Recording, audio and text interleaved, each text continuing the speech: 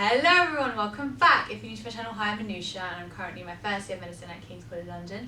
And today I have Natasha. Now, do you want to introduce yourself? I will. My name is Natasha. I'm also a first year medical student at King's, but I did a past degree at Newcastle and I studied biomedical sciences, so I'm a little bit older. And I also have a YouTube channel.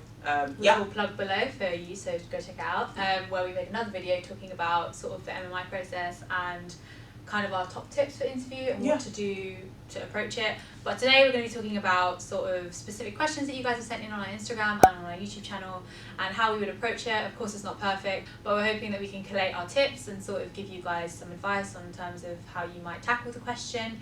But yeah, without further ado, let's get to it. The nitty-gritty. The first question I want to ask you, Natasha, is why medicine? Wow. Well, I always found this question really hard to answer because a lot of the time the reason why people want to do medicine is literally the same. It's they care about people and they like science, right? But you have to remember that medicine and becoming a doctor is different to other healthcare professions. And if you kind of give it that generalized answer, they'll ask you why don't you want to be a physiotherapist or a nurse, which are all great professionals obviously. But you have to be kind of specific and think outside of the box. So when I talked about it, I decided that I would mention 3 key categories. And I think that's the best thing that you should do within your interviews. You never want to give a list. So you need to give, 3 or 4 specific reasons and back that up. So for me, when I talked about, the caring aspect, I linked it back to because I used to work I still do a bit of part-time as a carer. So I talked about that and, looking after people. The sciences part, I talked about my, biomedical sciences degree and the aspects of that, the modules that I enjoyed and what I kind of took away from that. And another thing that I actually added in was problem solving, because that's something that's really important, as a medic. You get all this information, but you need to be able to pick and choose what's applicable to that point. So I talked about things that I enjoyed within problem solving. I even mentioned stuff like escape rooms and how I love doing that, and that's helped kind of boost my ability to problem solve. So by just using, 3 examples, they expect to hear the same sort of thing, the same sort of generalized answers of care and, scientific and passion and whatever. But it's about how do you bring those unique perspectives from your life into the question. So I think those 3 main points of problem solving, science, and then showing that you've done some sort of people skills is really important. I'd say I'd touch upon that in the sense that always link it back to something you've done. Linking it back to the question, but you're sort of incorporating what you know, but also what you're willing to learn. Because of course you could know so many things and that's completely fine. But in medicine, you never stop learning. 100%. So showing your willingness to learn and showing that you are willing to learn from your mistakes and work with it is something really important that I think everyone should mention. Definitely. So yeah, Anusha's just obviously she asked me a question because she's polite, the same way that I asked her the question first. So now Anusha's actually going to talk about an ethical situation that she read about and guide you guys through it. Yeah. So a couple of weeks ago, I did this circuit for interviews and this question came up that I really thought was quite important to cover, and so the scenario is that a patient's come in to the hospital and they have quite a serious injury but not critical, and they are being treated by this doctor, but the patient is refusing treatment from the specific doctor.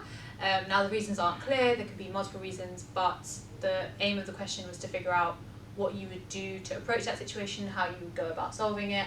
And I think this is quite a difficult one because of course you want to respect the patient's decisions, but the main thing here is not letting your emotions get in the way of it, because 100%. It could be just a case of, they feel uncomfortable. For example, they might want a female doctor, or they might want someone who is a bit older and seems a bit more seasoned, and seasoned, love that. But it could also be a case of a discriminatory action, because unfortunately that happens a lot in the medical profession, where it could be the case of because you are from a Black, Asian or ethnic minority, they don't want to be treated by you. So I think the main thing to keep in mind is to always link it back to the 4 pillars. Autonomy, respect the patient's wishes. If the patient has said they don't want you, they don't want you. If they decide to change their mind later on, that's okay, and make sure that you let them know that you're willing to treat them regardless of what they said to you. But the next aim of action would be to find another doctor for the patient. Similarly, beneficence. Treat the patient with respect. No matter how they are behaving with you, you always have to treat them with the utmost respect, because at the end of the day, you're here for the patient. Mm-hmm. You're not here to prove anything to yourself, you're just here to help the patient. So put your feelings aside for a minute and just think about what is best for the patient. Non-maleficence. So similarly, because the patient has said, I don't want to be treated by you, don't let that affect how you treat them. Because you are going to have to find another doctor, you're still going to have to make sure they get the care they need. So don't go around saying, no, I'm going to make this patient wait hours and hours. Never do that, never do that. And justice, lastly, is making sure that the patient does get the doctor, but also letting them know that, you know, if you do want another doctor, there is a potential that you're going to have to wait. Yeah, so I think those are things to keep in mind. But another point I say is that if it's discriminatory, make sure that it's always written down in their record. Don't want that kind of problem to sort of come up again. But again, patient-centered care, priority is the patient, making sure that the patient is okay. I think, is there anything else that you want to add? I think you pretty much covered it. The most important thing to remember with medicine is, you know, this is not an ego field.